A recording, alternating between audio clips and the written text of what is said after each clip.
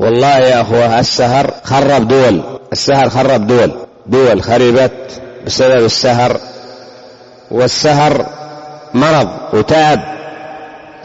وبعض الناس يلبس عليه الشيطان يقول له تسهر تحفظ وتراجع، الذي تحصله في ساعة في الصباح الباكر وأنت نشيط خير من الذي تحصله في 6 ساعات في الليل مع السهر. فانتبهوا يا طلبة العلم، نوم الليل فيه بركة، واليقظة في الصباح فيها بركة، وهذا مجرب ومعلوم. وقبل ذلك حديث النبي صلى الله عليه وسلم كان يكره النوم قبل العشاء، الحديث بعدها كذلك دعا قال اللهم بارك لأمتي في بكورها. فالحرص على الأوقات، كل واحد يراقب الله. وهكذا أيضا انتفع لنفسك واقبل على هذا الخير لنفسك، وانصح لإخوانك، التناصح بيننا والتعاون والتآزر. فنحن والله على خير عظيم، نغبط عليه ويتمناه ناس الكفر. يعني اليوم بعض إخواننا الجدد ويذكر خيرا مما هو موجود لا يوجد في كثير من الدول. صحيح نحن في نعم، نتقلب في نعم كبيرة وكثيرة، نعمة هذه الدار وهذه المدرسة، المسجد مفتوح 24 ساعة، تحفظ تراجع. ما أحد يقول لك لا. كم من الدول يغلق المسجد بعد 10 دقائق يغلق، ولا تجد في البيت من النشاط ما تجده في المسجد. والدروس موجودة، من يريد درسا وما يجد درسا؟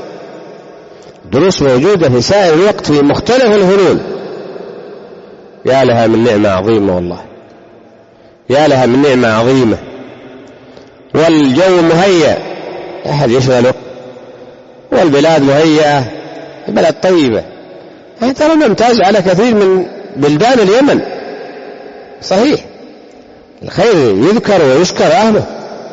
والله بعض إخواننا في بعض الدور السلفية إذا تكلم قال لماذا قلت كذا، ولماذا قلت كذا، ولماذا تصنع كذا، لماذا تؤذن الوقت كذا، لماذا تصلوا الوقت كذا، لماذا تصنعون؟ نحن لا نخاف إلا الله، نقول اللي يقربنا إلى الله لا أحد ينتقدنا، نتكلم فيما شئنا بحمد الله، لا نخاف إلا الله، ندرس ما شئنا، ندرس ما شئنا، نحفظ ما شئنا، تنام متى شئت، تقوم متى شئت. البيوت الحمد لله فيها خير عظيم، الماء متوفر، الكهرباء متوفر، أن تجد هذا الخير وهذه الأمور. أي نعم لا توجد في أماكن كثيرة، فوالله نخشى وإن كان الأمل في الله أكبر وأعظم أن يستمر هذا الخير، لكن لا نأمن. من كان يظن مع أن العلماء كانوا ينبهون. كان شيخنا مقبل رحمه الله يقول انتبهوا واحرصوا على الخير قد يمنع هذا الخير، وكذا شيخنا يحيى وسائر الناصحين. لكن كان هذا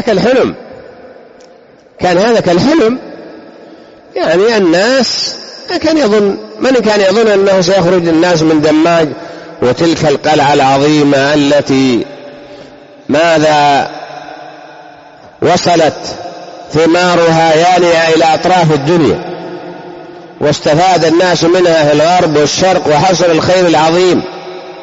من كان يظن أنه في يوم من الأيام يخرج منها أولئك وتصير كالقاحلة ويصير أهلها الصالحون في غربة، بينما كانوا في أعظم أنس.